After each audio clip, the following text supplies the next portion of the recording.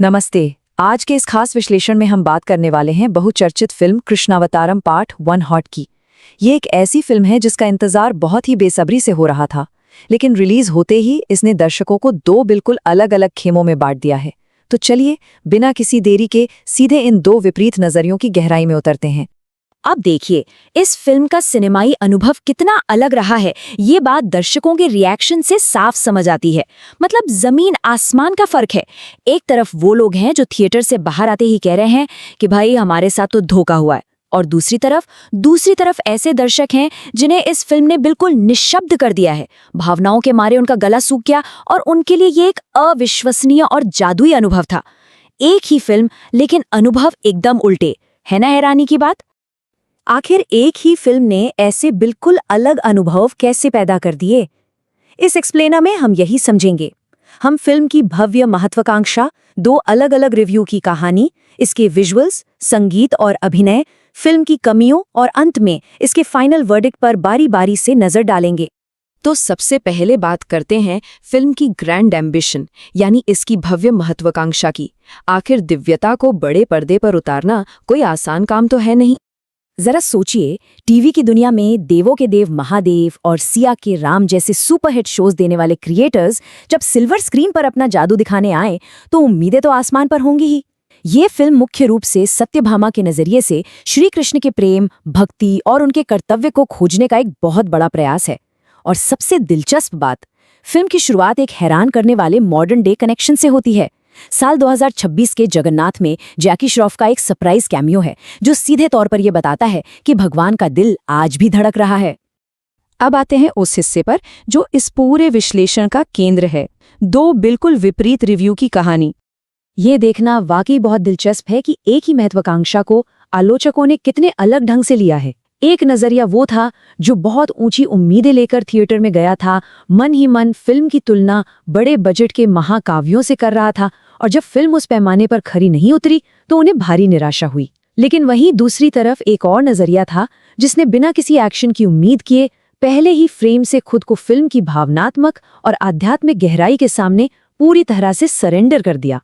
इन भारी मतभेदों के बावजूद एक चीज ऐसी है जिस पर दोनों ही खेमे पूरी तरह से सहमत हैं, और वो है इसका विजुअल स्पेक्टेकल। तकनीकी मोर्चे पर फिल्म ने जो कमाल किया है उसे नकारा नहीं जा सकता। स्क्रीन पर भारतीय संस्कृति का एक ऐसा आदर्श और खूबसूरत रूप पेश किया गया है जिसकी कल्पना हर कोई करता है। चाहे वो लुभावने परिधान हो, एकदम परफेक्ट मेकअप हो, या फिर शानदार सेट डिजाइन और बेहतरीन सिनेमेटोग्राफी, सब कुछ टॉप नॉच है। और इसके साथ बजने वाला गॉड टियर बैकग्राउंड म्यूजिक तो इस पूरे अनुभव में चार चांद लगा देता है। आलोचकों के शब्द सुने तो आपको अंदाजा हो जाएगा। उन्होंने कहा है कि आर्ट डिपार्टमेंट जैसे स्टेरॉइड पर है और फिल्म में ऐसे रंगों का इस्तेमाल हुआ है जिनसे इंद्रधनुष को भी जलन हो जाए। मतलब लाइटिंग और कंपोजिशन इतने बेहतरीन है कि स्क्रीन सचमुच देवताओं का निवास स्थान लगती है। भले ही फिल्म बीएफएक्स पर पूरी तरह निर्भर न हो, लेकिन जो भी स्क्रीन पर दिखता है वो आंखों को सुकून देता है। विजुअल से आगे बढ़ें तो फिल्म का संगीत और लीड परफॉर्मेंस इसकी असली आत्मा है जो दर्शकों को बांध कर रखते हैं। इस फिल्म का ऑडियो डिजाइन किसी शानदार थेरेपी जैसा है। पूरे 2.5 घंटे तक बैकग्राउंड में एक सुखद एहसास बना रहता है। हवाओं की सरसराहट, नदियों का बहना, मोर की आवाज और साथ में पायल की छन छन और शंख की ध्वनि, इन सब का मिश्रण एक सच में दिव्य माहौल बना देता है। इसके गीत बहुत ही गहरे अर्थ वाले हैं और कोरियोग्राफी को पारंपरिक रखते हुए भी आज के समय के हिसाब से काफी प्रासंगिक बनाया गया है। अभिनय की बात करें तो सौरभ राज जैन को श्री कृष्ण के किरदार में सर्वसम्मति से सराहा गया है। उनके फेशियल एक्सप्रेशंस को गॉड लेवल कहा गया है। उनके संवाद बोलने का जो तरीका है ना, वो दर्शकों को सीधे भगवान के करीब ले जाता है। हालांकि दूसरी तरफ आलोचकों ने ये जरूर नोट किया कि राधा का किरदार निभाने वाली लीड एक्ट्रेस के साथ वो आइकॉनिक केमिस्ट्री और भावनात्मक जुड़ाव महसूस नहीं हुआ जिसकी कृष्ण राधा की जोड़ी से हमेशा उम्मीद रहती है। अब सवाल उठता है कि ये सिनेमाई जादू आखिर फीका कहाँ पड़ जाता है। चलिए, फिल्म की कमियों और फ्रस्ट्रेशंस पर नजर डालते हैं। जब बात स्क्रीन प्ले और पेसिंग की आती है तो विवाद एकदम साफ दिखने लगता है। एक पक्ष कड़ी आलोचना करते हुए कहता है कि 2.5 घंटे में भगवान के जीवन की इतनी सारी घटनाएं ठूस दी गई हैं मानो कोई चेकबॉक्स भरना हो। हर 5 मिनट में कोई समस्या आती है और तुरंत सुलझ भी जाती है, जिससे इमोशनल कनेक्ट बन ही नहीं पाता। वहीं जो लोग फिल्म के दीवाने हुए, उनका कहना है कि ये एक बहुत ही धीमी, भावनात्मक और संवाद प्रधान यात्रा है, जो जानबूझकर एक्शन और युद्ध से बचकर सिर्फ प्रेम पर फोकस करती है। ये ध्यान देने वाली बात है कि फिल्म की भरपूर तारीफ करने वाले समीक्षकों ने भी ये माना है कि सेकेंड हाफ आते आते फिल्म काफी धीमी हो जाती है और किसी डेली सोप टीवी सीरियल जैसी लगने लगती है, जिसमें संगीत और डांस सीक्वेंस बार बार रिपीट होते हैं। वहीं सख्त रिव्यू में रथ दौड़ और राक्षसों से लड़ाई वाले दृश्यों में खराब सीजीआई और बहुत ही कमजोर एक्शन कोरियोग्राफी को साफ तौर पर एक बड़ा फेलियर बताया गया है।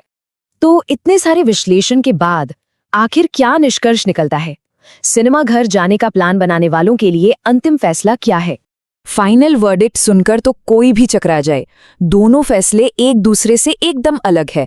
एक तरफ इसे 5 में से 4 स्टार्स दिए गए हैं, इसे पूरे परिवार के लिए एक सिनेमाई जीत और मास्टरपीस बताया गया है। और वहीं दूसरी तरफ जो लोग कसी हुई कहानी और पेसिंग को ज्यादा अहमियत देते हैं, उन्होंने इसे सिर्फ एक टाइम पास मॉकटेल और एक गवाया हुआ मौका करार दिया है। अंततः यह पूरा विश्लेषण एक बहुत ही गहरे और विचारोत्तेजक सवाल पर आकर रुकता है। जब कोई थिएटर में कदम रखता है तो क्या सांसें रोक देने वाली कला, बेहतरीन विजुअल्स और दिव्य संगीत एक जल्दबाजी वाली और कमजोर कहानी की भरपाई कर सकते हैं? क्या खूबियां इतनी बड़ी हैं कि कमियां छिप जाएं? इसका जवाब शायद हर दर्शक की अपनी सिनेमाई पसंद पर निर्भर करता है। इस एक्सप्लेनर के साथ जुड़ने के लिए बहुत बहुत धन्यवाद।